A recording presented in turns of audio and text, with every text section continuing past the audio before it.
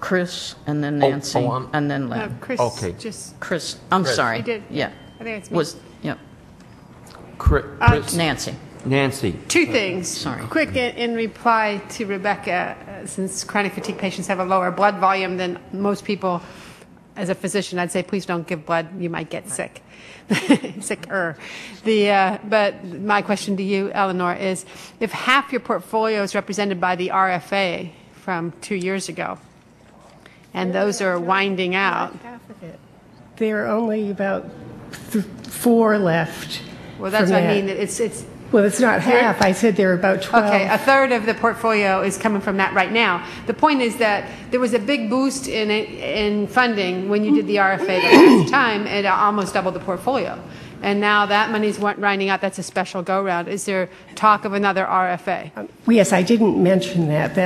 I didn't spend too much time on what we're doing in the CFS working group because I was busy finding all of this other information. But we're planning, as I mentioned at the Banbury meeting, we're planning to reissue the RFA, to revise it and reissue it based on what we learn over the next year.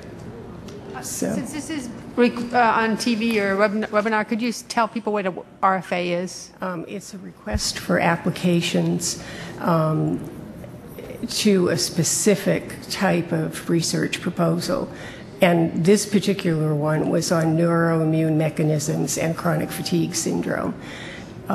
So we will probably take what we've learned thus far and update it and include the infection element, which is in there anyway, and reissue it. But we also have a standing program announcement, which is issued every 3 years, and that's a very broad announcement, which allows almost any kind of research that you're skilled in to be submitted to study CFS. And as the researchers in the group know, I've been encouraging them to take advantage of roadmap initiatives and some of the other special projects that NIH funds, and I think some are. And is there a clinical trials mechanism? For chronic fatigue? Right. Not yet. But you can get into related clinical trials by going on clinicaltrials.gov for some of the symptoms. No, I'm saying, okay, let's pretend that the virus is the real deal and it's validated and we're going to jump into clinical trials. Oh, yeah. NIAID funds the clinical trials directly. But there are none open at this time. There are none open at this time. But there's a mechanism. But there's a mechanism. To apply. Yes. Okay.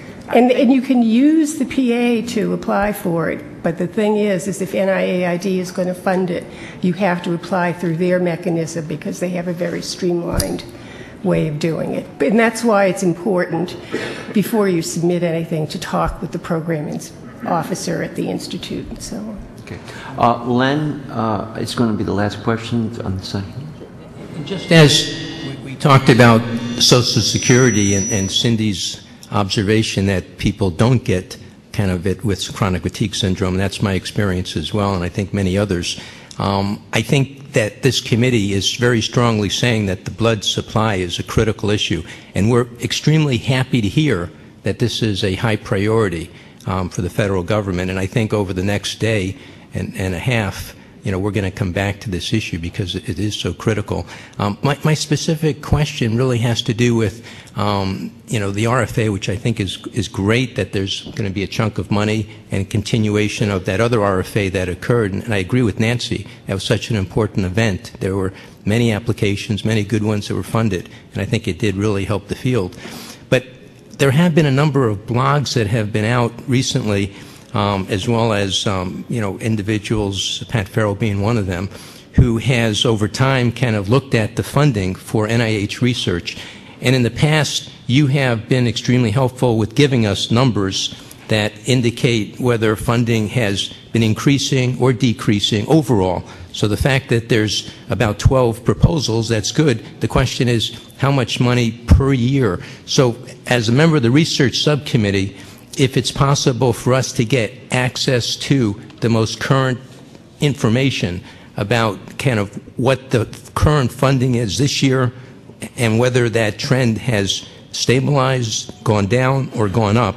That would be extremely important for us to be able to kind of look at overall funding for federal NIH research, which, again, everybody is extremely concerned about.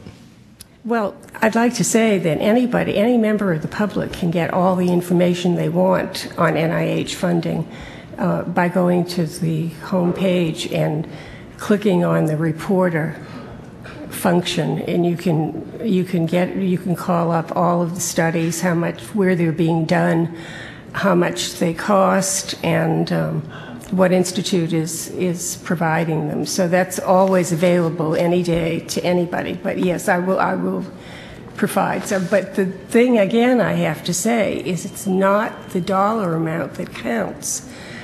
The budget is determined by the number of research studies that are submitted and funded. And then the budget for the next year is based on that amount. It's not really, we're putting this much money aside for chronic fatigue syndrome. It's more of a historical thing.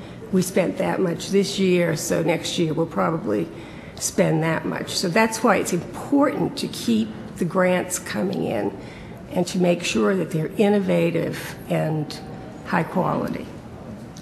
Thank you. Thank you very much. One comment, I can't help but, as chair, I lived through the AIDS epidemic, and I actually gave transfusions that resulted in AIDS, and so I have a special concern about the safety of the blood system, and certainly I'm happy to hear the priority given it, and happy that the committee here is seconding that.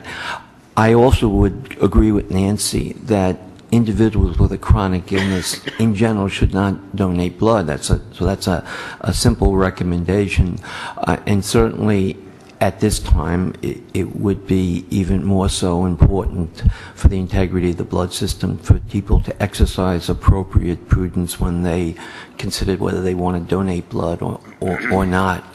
But I think the other issue is that I would plead, as Eleanor has said, that we submit grants for a clinical trials network. We talked about that every meeting, and almost every meeting we say we need to develop a clinical trial network, now certainly more than ever before. Okay, next.